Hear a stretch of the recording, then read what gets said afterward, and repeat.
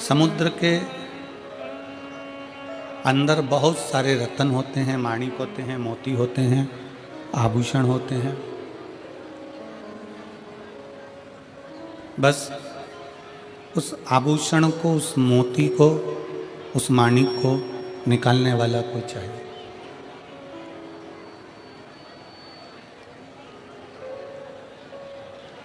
समुद्र में सब समाया है, समुद्र के अंदर सब कुछ है।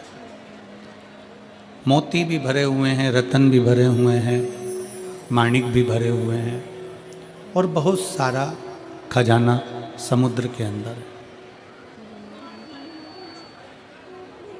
समुद्र को देखने से वो खजाना नहीं मिल सकता।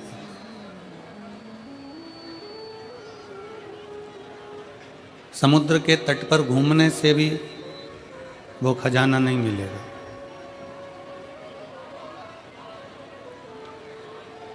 न समुद्र को देखने से समुद्र में छुपा खजाना मिलेगा, न समुद्र के तट पर घूमने से समुद्र का खजाना मिलेगा, न समुद्र के जल में नहाने से भी वो खजाना प्राप्त नहीं होगा। समुद्र के जल में नौका से विहार करने पर भी वो खजाना प्राप्त नहीं होगा। पर शिव महापुराण की कथा कहती है, भगवान शंकर का चरित्र कहता है, शिव तत्व कहता है, शंकर भगवान की पवित्र कथा कहती है कि वो खजाना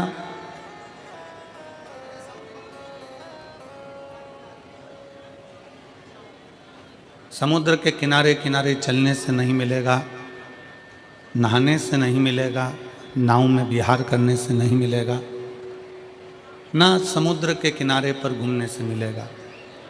पर शिव पुराण की कथा कहती है, जिसने समुद्र के अंदर डुबकी लगा ली, बिल्कुल छोर तक, एकदम तल तक, जिसने समुद्र के बिल्कुल तलातल तक डुबकी लगाई है, उसको रतन, मोती, माणिक अवश्य मिलता है।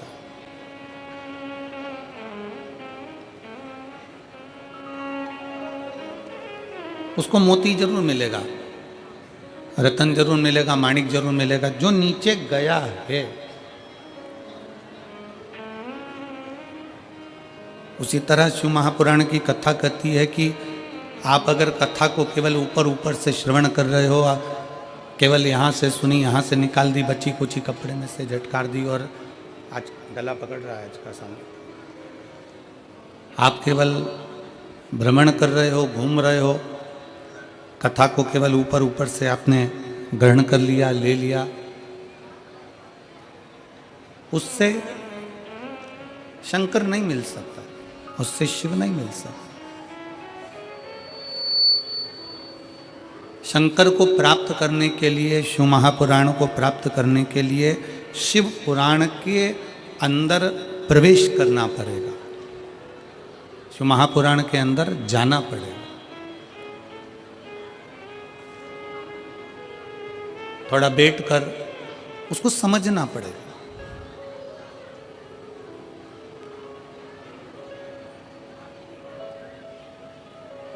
दुनिया के कई लोग ऐसे हैं जिनको आज भी समझ में नहीं आता कि आखिर ये शिव महापुराण में शंकर के शिवलिंग में ऐसा क्या है कि शिवलिंग पर एक लोटा जल चढ़ाया जाए, बेलपत्र चढ़ाई जाए और वो औषधि का काम कर देती है।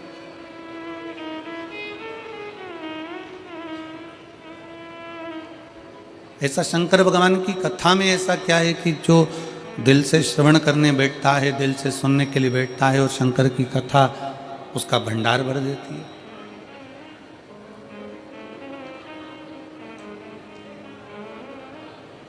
कई लोग इस पे विचार करने में लगे रहते हैं कि ऐसा शिव महापुराण में आखिर है क्या, शंकर भगवान की कथा में आखिर ऐसा है क्या।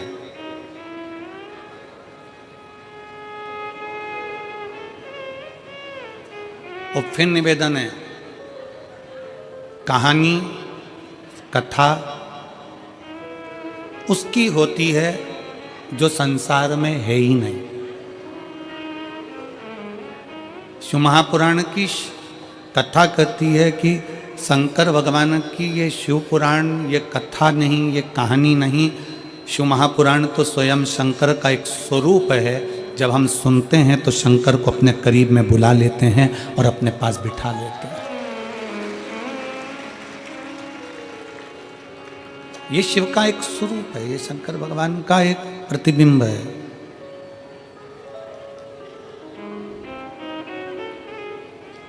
आप कथा सुनने के लिए नहीं आए हो।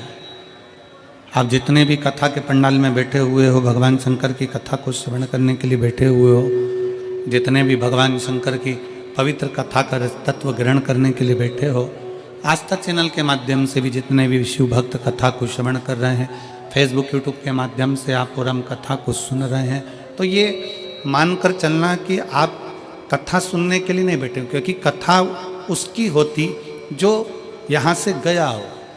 शंकर तो कंकर कंकर में समाया हुआ है, शंकर कहीं जाता ही नहीं है, वो तो अजर और अमर है।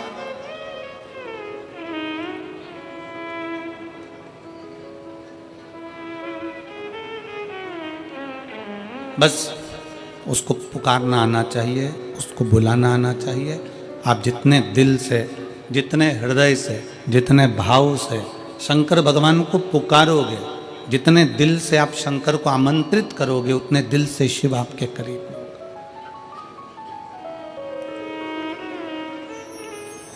समुद्र के किनारे पर आबादी नहीं होती,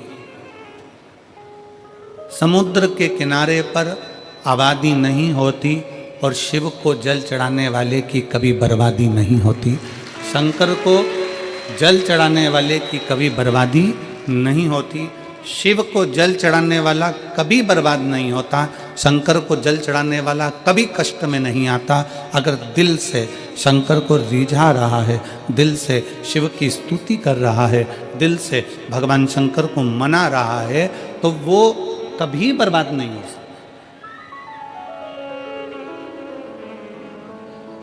बोल बम का नारा है, सारी समस्या का हल, श्री शिवाय नमस्ते। शिव को जल चढ़ाने वाला कभी बर्बाद नहीं होता।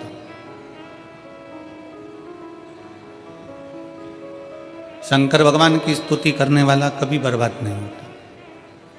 शिव की भक्ति करने वाला कभी बर्बाद नहीं होता।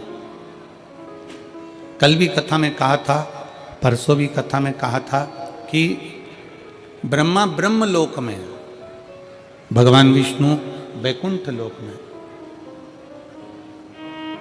ब्रह्मा ब्रह्म लोक में, भगवान विष्णु वैकुंठ लोक में है। पर मेरा शंकर, मेरा ओगड़दानी, मेरा शंभु, मेरा त्रिकालदर्शी, कैलाशी, अविनाशी, मेरा शिव कहीं किसी लोक में नहीं, इस मृत्यु लोक में जहाँ आप और हम सदा विराजमान है, ऐसे लोक में मेरा शंकर विराजमान। अब आप पूरी कथा का स्मरण करेंगे, पूरी कथा में अगर आप स्मरण करेंगे तो आपको स्मरण में आएगा कि ब्रह्मा जी को कोई चिंता नहीं,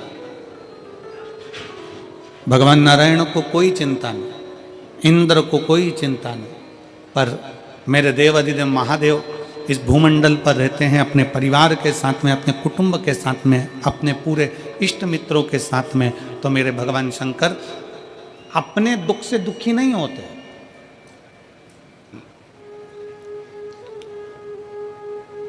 मेरे शिव कभी अपने दुख से दुखी नहीं है। मेरे शंकर अपने भक्त के दुख को देखकर दुखी हो जाते हैं।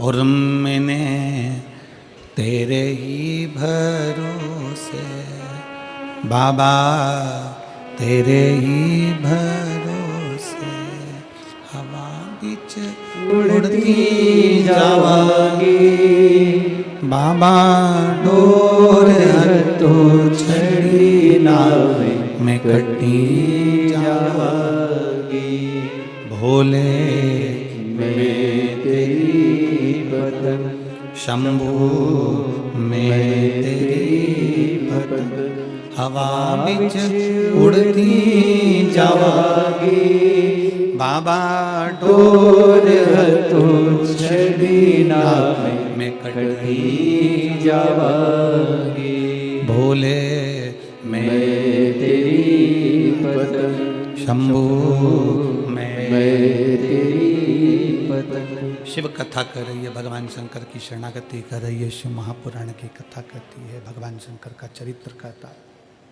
शिव कथा कर रही है, भगवान शंकर का पवित्र कथा वर्णन कर रही है। शिव खुद के दुख से दुखी नहीं है, शंकर भगवान स्वयं के दुख से दुखी नहीं।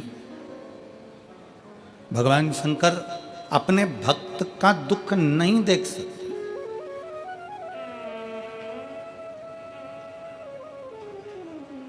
आप जब एक लोटा जल लेकर भगवान शंकर के मंदिर में जब जाते हो ना, शिव जी को जल चढ़ाने के लिए जब पहुंचते हो, शंकर भगवान को जब जल चढ़ाने के लिए आप पहुंचते हो, शिव को जल चढ़ाने के लिए जब आप जाते हो, आपका हाथ आपके घर का जल और आपका कलश लोटा, जिसको आप भगवान शंकर के पास लेकर गए, जिसको आप शिव जी के नजदीक लेकर गए, एक तो गए हो आप स्वयं, दूसरा गया आपके रसोई घर में जो हंडा भरा था, मटका भरा था, पानी रखा था, उसमें से एक लोटा जल भर कर गया। तीसरा एक तांबे का लोटा, आपके घर का एक पात्र शिव जी के दरवाजे पर गया।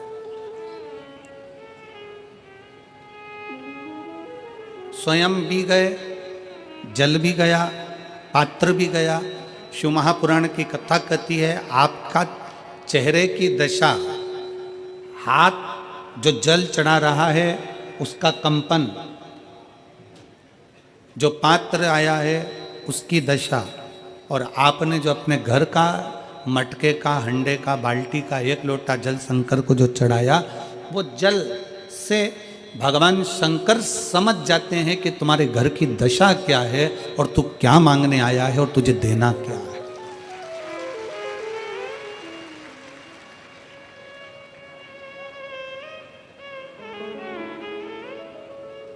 सब पानी का स्वाद अपना अपना है। हेडपंप का पानी, हापसी का पानी, बोर का पानी, उसका स्वाद अलग है। कुएं का पानी, उसका स्वाद अलग है। सरोवर का पानी, उसका स्वाद अलग है। तालाब का पानी, उसका स्वाद अलग है। समुद्र का पानी, उसका स्वाद अलग है। कुंड का पानी, उसका स्वाद अलग है। बारिश का पानी, उसका स्वाद अलग है। सब पानी का स्वाद अलग अलग है, और जो पीने वाला है वो बता देता है कि यह पानी अपने घर का नहीं है, ये जल अपने घर का नहीं है।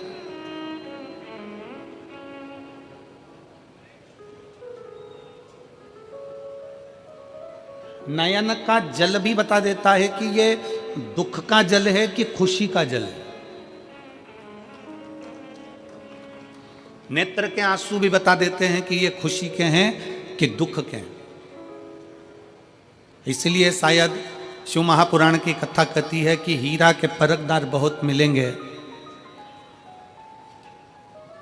शिव महापुराण की कथा कहती है कि हीरा के परखदार बहुत मिलेंगे, हीरा को समझने वाले बहुत मिलेंगे, हीरा को पहचानने वाले बहुत मिलेंगे, हीरा के परखैया बहुत मिलेंगे।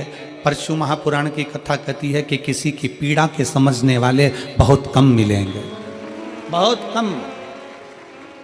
हीरा का परखैया मिल सकता है पर पीड़ा का परखैया नहीं मिलेगा। हीरा को समझने वाला मिल सकता है पर पीड़ा को समझने वाला नहीं मिलेगा।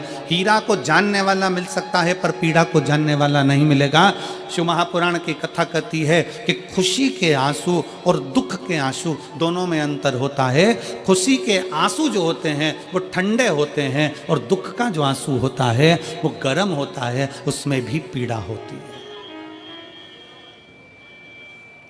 उसमें भी पीड़ा होती है। उसमें भी दर्द होता है, उन अश्रुओं में भी दुख होता है। और हम आप सबसे निवेदन करें, बहुत मेरठ की भूमि तो बहुत तेजवान भूमि है, मेरठ की धरा तो बहुत ऊर्जावान धरा है। हम आप सबसे निवेदन करें, आप जौहरी नहीं हो, हीरे को नहीं परख सकते। हम भी जौहरी नहीं है, हम हीरा को नहीं समझ सकते। पर भगवान शंकर ने पृथ्वी पर जिसको जन्म दिया उसको जौहरी बनाकर पैदा किया है, उसको जौहरी बनाकर भेजा है कि आप भले हीरा को न समझो चलेगा, पर अपने नजदीक में कोई दुखी है तो उसकी पीड़ा को जरूर समझना। भगवान शंकर कहते हैं उसकी पीड़ा का स्मरण।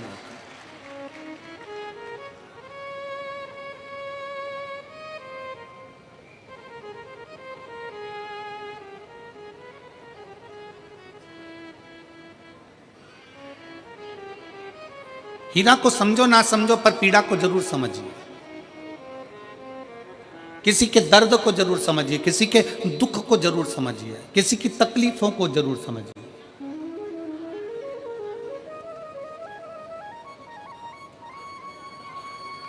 शिव पुराण कर रही है, सब जल अलग अलग है, जल का स्वाद अलग अलग है, उसका गर्म ठंडा भाग अलग अलग है।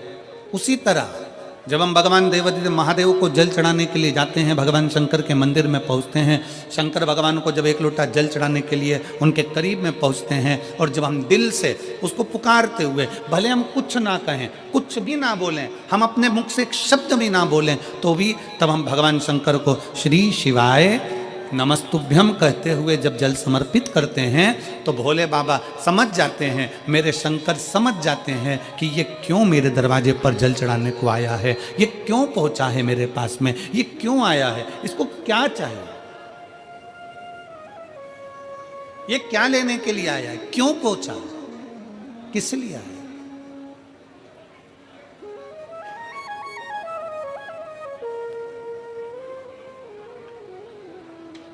शंकर उस दशा को जान जाते हैं कि इसको क्या चाहिए, क्या लेने के लिए आया।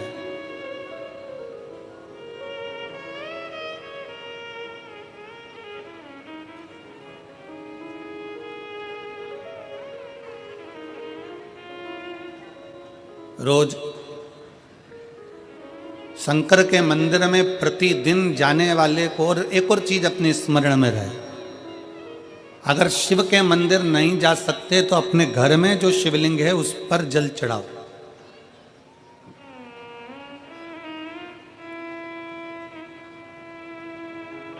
और यदि आप अपने शंकर के घर में शिवलिंग पर भी जल नहीं चढ़ा पा रहे हो, तो किसी बेलपत्री का वृक्ष हो, उस वृक्ष के नीचे भी जल चढ़ाओ।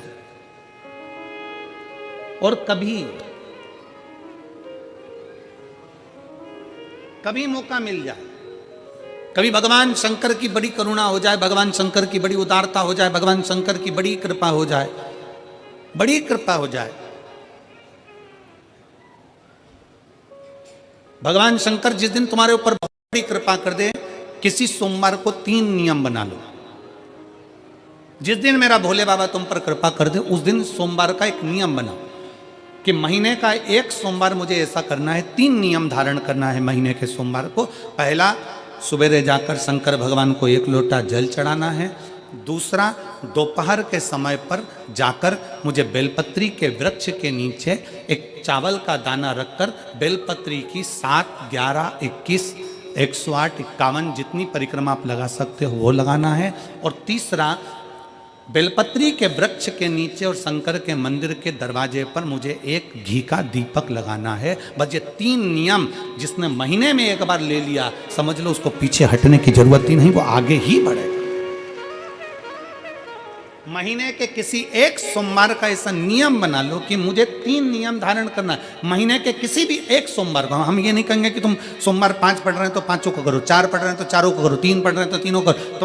तुम तो महीने का एक सोमवार का नियम बना। और मेरी जीजियों से, मेरी बेटियों से जो विदेश में रह रही हैं, जो कहीं बाहर रह रही हैं, कहीं बड़े शहर में रह रही हैं, जो रोज मंदिर नहीं जा सकते, हर किसी महीने के एक सोमवार को भी ये नियम निर्धारण कर सकते, तो उनसे कहेंगे कि 3 महीने में एक सोमवार का नियम बना लो। 3 महीने में नहीं बना सकते तो 6 महीने में एक सोमवार का नियम बना लो, और 6 महीने में नहीं बना सकते तो 1 साल में एक सोमवार का ऐसा नियम बना लो कि मैं साल का एक सोमवार ऐसा रहूंगी कि सुबह सोमवार के दिन मंदिर में जाकर जल चढ़ाऊंगी, दोपहर में जाकर बाबा को एक अक्षत का दाना रखकर, अक्षत का मतलब है कि बाबा मेरी दिनों दिन उन्नति करना। बेलपत्री के वृक्ष के नीचे जो अक्षत रखा जाता है वो उन्नति के लिए रखा जाता है। शंकर के शिवलिंग पर जो अक्षत रखा जाता है वो रोग मुक्ति के लिए रखा जाता है। अशोक सुंदरी पर जो अक्षत रखा जाता है वो संतान प्राप्ति के लिए रखा जाता है। षडानंद कार्तिकेय की ओर जो अक्षत रखा जाता है वह हमारे बच्चों की सुख समृद्धि के लिए रखा जाता है। विनायक की ओर, गणेश जी की ओर जो अक्षत रखा जाता है वह हमारे घर में कोई मंगल कार्य आ जाए उसके लिए रखा जाता है। और जो पीठिका होती है जिसपे शिवलिंग रखा होता है, पार्वती जी का हस्तकमल, उस पर अक्षत रखा जाता है तो नारी के अखंड सौभाग्य के लिए रखा जाता है। अक्षत रखने का भी तरीका है। एक चावल का दाना कहाँ रखा जाता है, क्यों रखा जाता है, कैसे रखा। अब कई लोग कहते हैं गुरुजी ये शिव महापुराण में आप ये नियम बताते हो, तरीका बताते हो। हम तो उनसे कहेंगे डॉक्टर के पास जाओगे तो डॉक्टर भी गोली लिखकर ये नहीं कह देगा कि ये सारी गोली एक साथ खा जा। डॉक्टर भी कहेगा ये गोली सुबह खाना है, ये गोली शाम को खाना है, ये गोली दोपहर में खाना, ये गोली भूखे रहकर खाना। बोलो सही है कि गलत है। ये रात्रि को खाना खाने के बाद खा लेना, ये खाना खाने के पहले, ये नाश्ते के पहले। और सुनो ये दवाई, ये वाली पीछे वाली जो दवाई लो ना इसको दूध से लेना, ये वाली जो दवाई लो ना इसको पानी से लेना। और सुनो ये डब्बी है इसको पानी में मिलाकर फिर पीना। दवाई लेने का भी तरीका है, उसी तरह शिव महापुराण में एक एक अक्षत का भी तरीका है और एक एक बेलपत्री का भी तरीका है।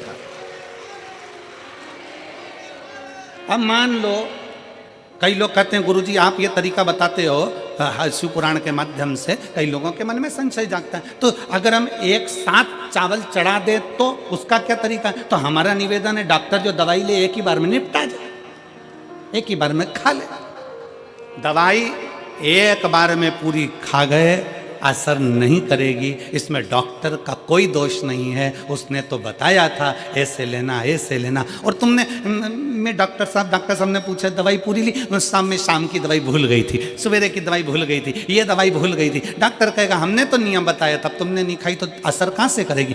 तुम असर कब करती है जब हम पूजन के तरीके को जान जाएं, जब हम अर्चना के तरीके को जाएं। आप साल भर का एक सोमवार निकाल लो, 6 महीने का एक सोमवार निकाल लो, 3 महीने का एक सोमवार निकाल लो, महीने का एक सोमवार निकाल लो, अपने से दिल में बन जाए तो एक सोमवार ऐसा निकालो जिसके 3 नियम धारण हो। पहला, उसी सोमवार जिसको कर रहे हो उस दिन सुबह जल चढ़ाना। दूसरे, दोपहर के समय पर जाकर बेलपत्री के वृक्ष के नीचे एक चावल का दाना रखना।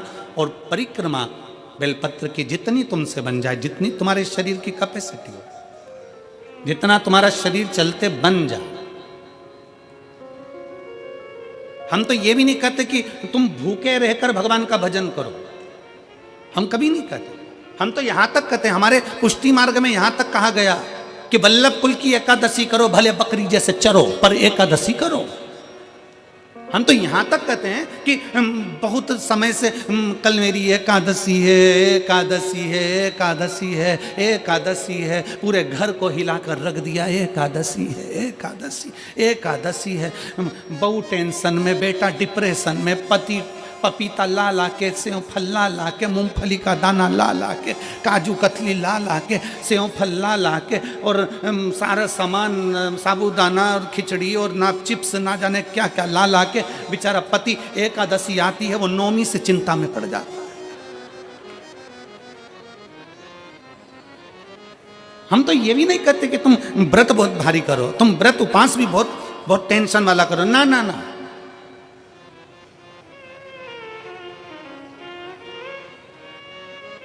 अपने को व्रत उपास भी इतना बहुत भूखे रह रहे हो, बहुत प्यासे रह रहे हो, और मालूम पड़े कि भगवान हमें मिलेगा, भगवान हमें मिलेगा। भगवान कहता है कि देख भाई, मैं भी भूखा नहीं रहता, तू भी भूखा मत रहे, मैं भी चकाचक रहता हूँ, तू भी चकाचक रहे, मैं भी अपने। और भगवान शंकर तो ये भी कहते हैं कि अपना परिवार भी मत छोड़ो। मेरे पास में पार्वती भी, एक ही देवता है जो विथ फैमिली मंदिर में बैठता है। शंकर जी हैं तो पार्वती जी है, तो गणेश जी हैं, तो कार्तिकेय जी हैं, तो नंदी है, सब मंदिर के अंदर चाहिए। शंकर भगवान अपने पूरे परिवार के साथ, शंकर जी तो ये कहते हैं अकेले तुम क्यों रहते हो?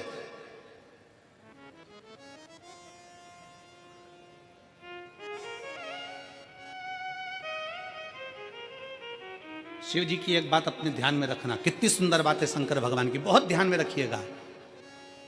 भगवान नारायण ने भगवान शंकर का भोजन रखा, विथ फैमिली आए। ब्रह्मा जी ने रखा, आए। इंद्र ने रखा, आए। एक दिन कुबेर को अहंकार आ गया और कुबेर ने मन में सोचा कि मेरे पास में इतना वैभव है, इतना धन है, मेरे पास में इतना वैभव, इतना धन है। कुबेर ने विचार करा कि मैं भी सबका भोजन रखता हूं, मेरा धन देखेंगे, वैभव देखेंगे। सबको बुलाया, सबको। अब कुबेर जी को मालूम पड़ा कि भगवान विष्णु के यहाँ तो केवल 2 हैं, ब्रह्मा जी के यहाँ 2 हैं, इंद्र के यहाँ 2 हैं, गरुण वरुण सारे देवता के यहाँ 2 हैं, शंकर भगवान की फैमिली बड़ी है। तो उन्होंने पत्रिका में लिख दिया श्रीमान श्रीमती।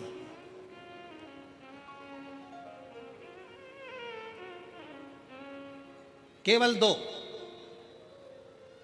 सबके यहां मेरा भोले बाबा गया, मेरे शंकर गए, पर कुबेर के यहां पर जब पत्रिका देने के लिए कुबेर शंकर जी के यहां गए, शंकर जी ने पत्रिका को देखा तो उसमें लिखा था कि शंकर पार्वती पधारे, श्रीमान श्रीमती।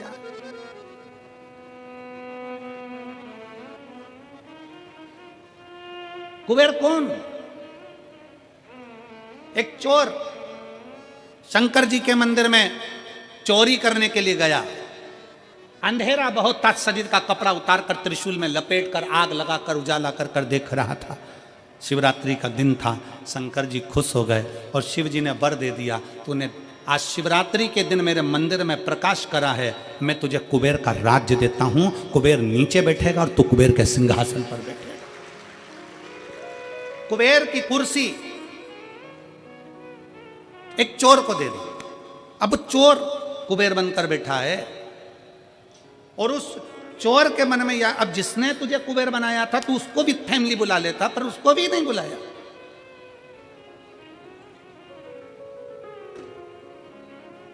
नहीं बुलाया। और पत्रिका देने के लिए कुबेर के पास कुबेर पहुंचे शंकर जी के पास। भोलेनाथ जी ने जो पत्रिका देखी, पत्रिका देखते से शंकर जी ने कह दिया, देखो कुबेर, हम तो किसी आयोजन में जाते नहीं हैं, 2 जनी का भोजन है, हमारे घर में 2 बेटे हैं। हमारा बड़ा बेटा कार्तिक 1 जनी का ही भोजन करता है और हमारा दूसरा बेटा गणेश 2 जनी का करता है, तो हम गणेश को भेज देंगे, हिसाब बराबर।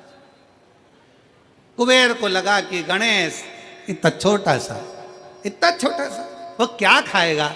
शंकर भगवान बोले वो तो बाद में पता चल जाएगा, तू जा। अब कुबेर ने निमंत्रण रखा, 33 कोटि देवताओं के लिए भोजन तैयार करवाया, मंगवाया, भोजन बनवाया। और इतने में सबसे पहले गणेश जी पहुंच गए। कुबेर की पत्नी दौड़ कर आई, दरवाजे पर गणेश आए, शंकर जी के पुत्र। कुबेर ने कहा आने का समय तो 6 बजे था, ये तो 4 बजे ही आ गए। पूछ के आओ इतनी जल्दी क्यों आ गए? गणेश जी से पूछा तुम इतनी जल्दी क्यों आ गए?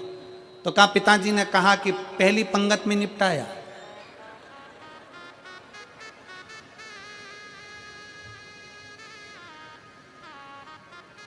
या तो पहली पंगत या आखिरी पंगत, इन दोनों को फायदा रहता है और इन दोनों को नुकसान भी रहता है।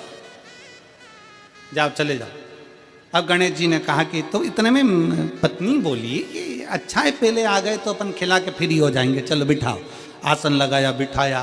गणेश जी महाराज ने जो खाना चालू करा, जितना 33 कोटि देवताओं का बना था गणेश जी पूरा की पूरा खा गए। पत्नी चिल्ला कर बोली ये तो अकेला ही पूरा खा गया। कुबेर जी बोले तो उसमें क्या दिक्कत है? मैं कुबेर, मेरे घर कमी है क्या? भंडारे खोल दो सारे, भंडारे खोल दिए, ला ला कर गणेश जी को देते गए देते गए देते गए देते गए। कुबेर के खजाने में भी भोजन खत्म हो गया। तब कुबेर ने कहा एक काम करो, दूतों को पृथ्वी पर भेजो और पृथ्वी पे से भोजन मंगवाना चालू करो। गणों को पृथ्वी पर भेजा, भोजन लेकर अंदर जा रहे थे गण। गणेश जी ने बुलाया, इधर आओ। ये चावल की बोरी कहाँ ले जा रहे हो? के अंदर। क्यों ले जा रहे हो? पकाएंगे फिर तुम्हारे लिए लाएंगे। गणेश जी के आधा घंटा लग जाएगा, ऐसे ही रख दो,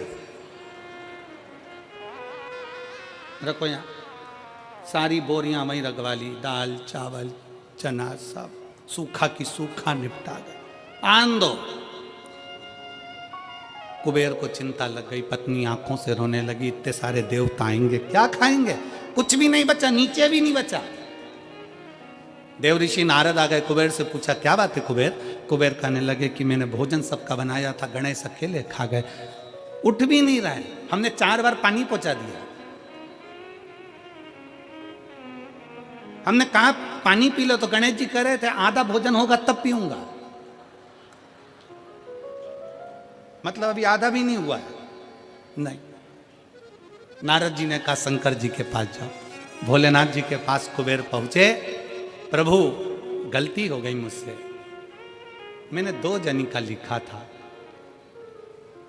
औलाद को संभालने के लिए बाप का आना जरूरी है, मुझे नहीं, औलाद को संभालने के लिए बाप का आना जरूरी है और बाप को संभालने के लिए उसकी पत्नी का आना जरूरी है, मुझे समझ में, मैं भूल गया। शंकर भगवान ने दुर्वा तोड़ी और दुर्वा तोड़कर कुबेर को दे दी और कुबेर से कहा ये दुर्वा ले जा गणेश जी को दे देना। एक दुर्वा शंकर भगवान ने दी थी। कुबेर चलते चलते मन में विचार करे इतना खाया है, एक दुर्वा से क्या होगा। ये जितने रास्ते में चलते जा रहे थे, जितनी दुर्वा मिलती जा रही थी, सब तोड़ तोड़ के रखते जा रहे थे।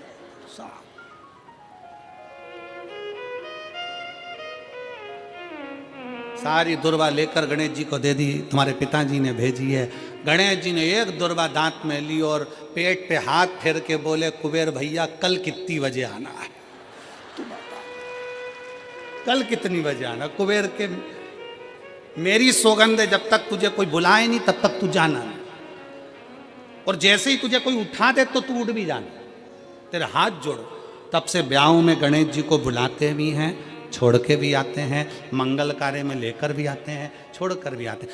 33 कोटि देवता में केवल एक देवादिदेव महादेव एक ऐसे हैं, अगर उनको बुलाना है, शंकर जी कहते हैं कि मुझे बुलाने के लिए मेरा सारा परिवार आमंत्रित करना पड़ेगा, सारा परिवार आएगा तो मैं अकेला नहीं, मेरे साथ बुद्धि का देव गणेश भी आएगा तो रिद्धि और सिद्धि भी आएगी, षडानंद कार्तिकेय भी आएंगे, तो अखंड सौभाग्य देने वाली गौरा पार्वती भी आएगी, वो सब आमंत्रित, वो सब आए। शिव जी कभी नहीं कहते कि तुम परिवार छोड़ दो, शंकर जी कभी नहीं कहते कि तुम घर छोड़ दो, शंकर जी ये भी नहीं कहते कि तुम बहुत घोर व्रत करो। शंकर जी तो कहते हैं कि खूब प्रेम से आराम से जो मिल जाए, समय समय पर जैसा जैसा मिल जाए। एक माता एक भैया लड्डू बांट रहा था कल शाम को, तो एक माता लड्डू बांटते बांटते भैया ने लड्डू दिया तो माता जी बोली है तो गुड़ का मेरे से खवाएगा नहीं, गजक है क्या, गजक है क्या। अब गजक नहीं थी उसके पास में, तो उसने कहा गजक तो नहीं है, तो वो चल दिया। इतने में पास में एक माता बैठी थी, उसने कहा गजक, अरे वो लड्डू ही ले लेती तो फोड़ के खा लेती, गजक का ही काम करती है, वो लड्डू भी गया गजक भी गई, लड्डू भी गया और गजक भी गई। तो शिव महापुराण की कथा कहती है मेरी बुजुर्ग बुजुर्ग माताओं से निवेदन है, मेरे बुजुर्ग बुजुर्ग पिताओं से निवेदन है, मेरी माताओं से मेरे भाइयों से निवेदन है, अगर बच्चे कह रहे हैं मम्मी ए मम्मी चलो बैठो साथ में बैठ के समोसा खाओ, माँ को ये नहीं मैं नहीं खाऊं, मैं नहीं खाऊं, लिया चल ला बैठ तो मेरे पास में आ इधर। बुजुर्गों को भी समय की अवधि का ध्यान रखते हुए थोड़े बच्चों जैसे ढलना पड़ेगा बुजुर्ग को।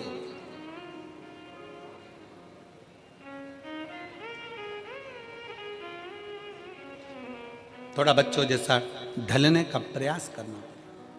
हम अपनी अकड़ में रह जाएंगे तो बच्चों के करीब नहीं पहुंच पाएंगे, बच्चों के नजदीक नहीं पहुंच पाएंगे। शिव कथा कह रही है, भगवान शंकर का चरित्र कह रहा है। शंकर भगवान तुम्हारे हाथ का लोटा देखकर, तुम्हारा हाथ देखकर, तुम्हारा स्वरूप देखकर, तुम्हारा पानी देखकर पहचान जाते हैं कि इसको जरूरत क्या है, किस चीज की जरूरत। शिव जान जाते हैं, शंकर पहचान जाते हैं। बस आप उसके दरवाजे तक जाएंगे, उसको भजेंगे, उसका स्मरण करेंगे और शिव जान जाएंगे। जो शंकर का हो गया, जो एक बार भगवान शंकर के मंदिर जाना प्रारंभ कर दिया, शिव की स्तुति करना प्रारंभ कर दिया, शिव महापुराण की कथा में जो रमने लगा, समझ लेना वो अकेला नहीं रहा है। उसके हर श्वास में 21,600 श्वास प्रतिदिन शरीर में से निकलती है। तो 21,600 श्वास में आप अकेले नहीं हो, 21,600 श्वास में मेरा महादेव तुम्हारे हृदय में धड़क रहा है।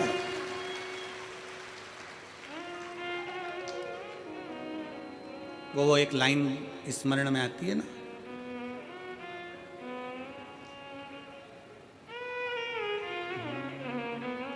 मजा आ रहा जीने में, जीने में महादेव धड़क रहा सीने में, मजा आ रहा जीने में, जीने में महादेव धड़क रहा सीने में। भगवान शंकर तुम्हारी श्वासों में 21,600 श्वास में निकल रहा, अंदर जा रहा, फिर निकल रहा, फिर अंदर जा। श्वास है तो शिव है, शिव है तो श्वास है। जिस दिन शिव शरीर से निकल गया, उस दिन शरीर नहीं रहेगा, केवल शव बन जाए, फिर शरीर नहीं है।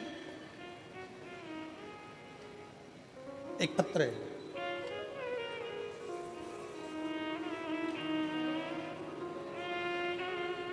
मैं जसबीर कौर,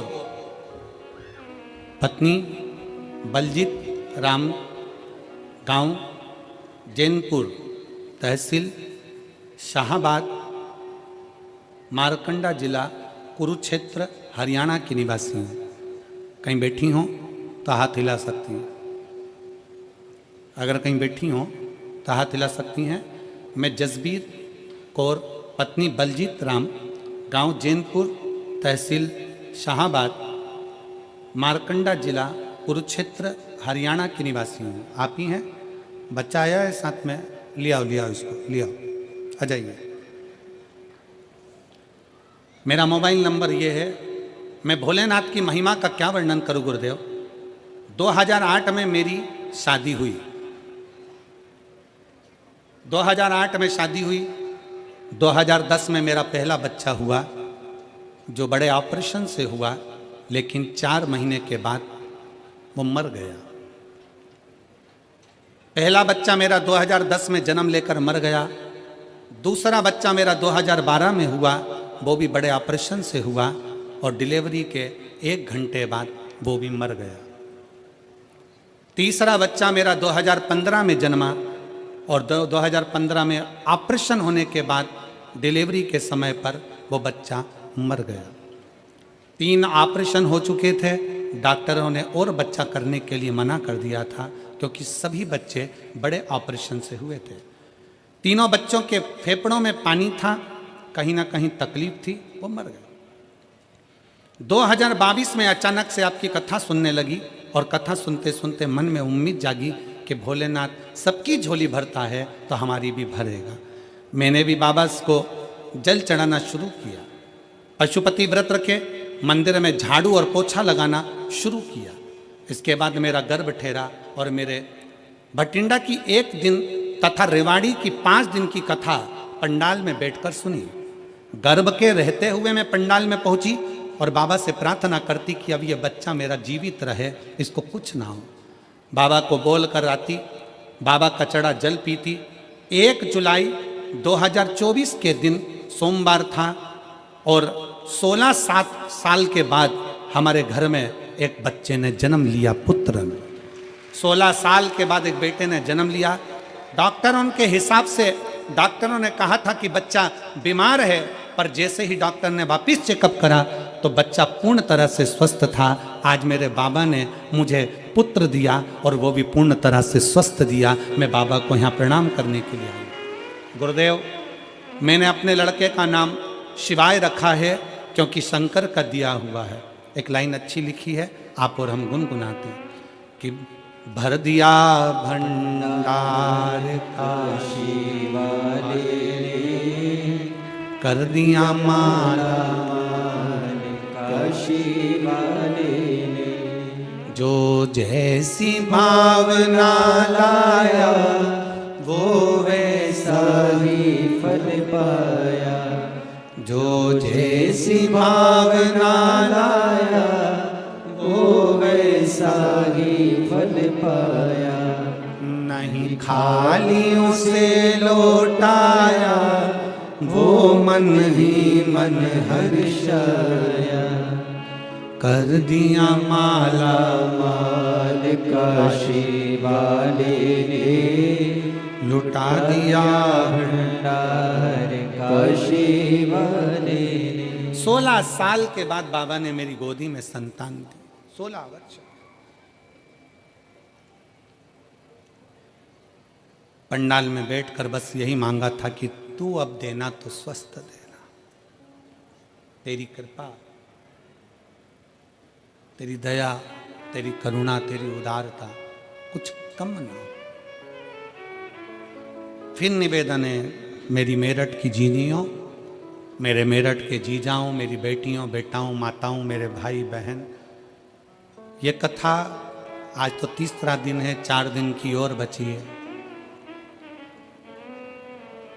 कथा जब पूरी हो जाएगी ना, जो कथा के पंडाल तक नहीं पहुंचे ना, वो बाद में पछताएंगे, सोचेंगे अपने नज़दीक में तिजोरी खुली थी और हम हीरे बटोर नहीं पाए और खाली खाली हम बटोर नहीं पाए, हम खाली की खाली रहे। आ जाओ।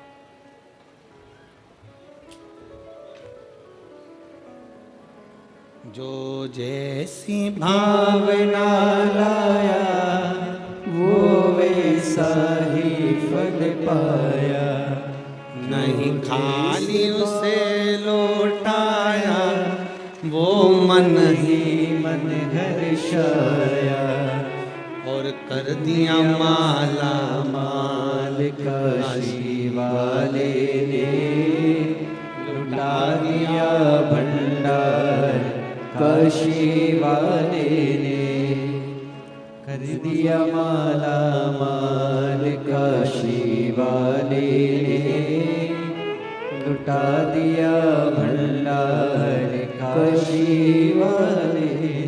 आप जिस भाव से, जिस विश्वास के साथ, जिस भरोसे के साथ, जिस दृढ़ता के साथ, जिस श्रद्धा के साथ शिव कथा को सुनते हो, पंडाल में बैठकर कथा का रस तत्व ग्रहण करते हो, बाबा क्या देता है, कैसे देता है, ये उसके ऊपर निर्भर करता है। एक कई लोग ऐसे मिलेंगे संसार में जो आपसे कहेंगे कि क्या करना शंकर के मंदिर जाकर, क्या करूं।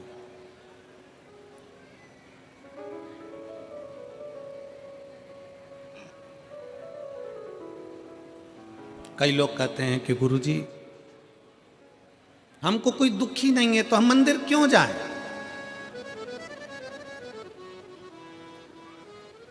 मंदिर क्यों जाया जाए, क्या करेंगे मंदिर जाकर। शिव महापुराण की कथा कहती है आप कितने भी करोड़पति हो, धनपति हो, वैभवपति हो, सत्तापति हो, पर एक बात याद रखना कि तुम्हारा धन, तुम्हारी वैभव, तुम्हारी सत्ता, तुम्हारा पैसा, तुम्हारी दौलत जिस दिन कहीं हॉस्पिटल में पड़े होगे, सारी दौलत तुम्हारी लॉकर में रहेगी, घर पर रहेगी। उस जगह पर केवल तुमने जो शंकर भगवान को 1 लोटा जल चढ़ाया है, वो जल तुम्हारा कल बदलेगा, वो बदलेगा।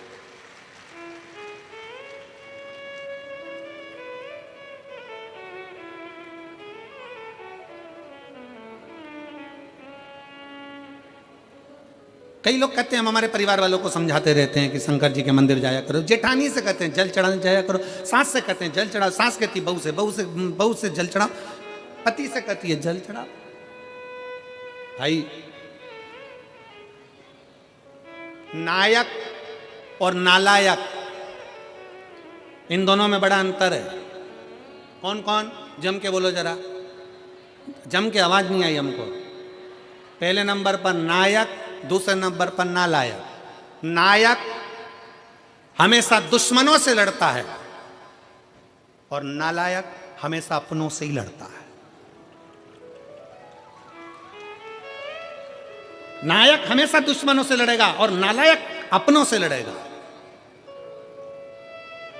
जो सनातनी होकर भी, हिंदू के धर्म में भी प्रकट होने के बाद, जन्म लेने के बाद भी हिंदू का विरोध करे, जो सनातनी होने के बाद भी सनातन धर्म का विरोध करे, वो नालायक ही होता है, वो नायक नहीं हो सकता।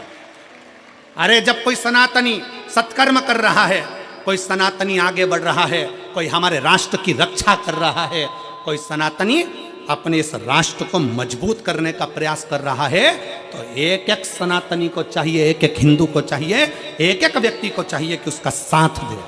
पर कई लोग ऐसे हैं, दिन भर पांव खींचते रहते, दिन भर पांव, दिन भर।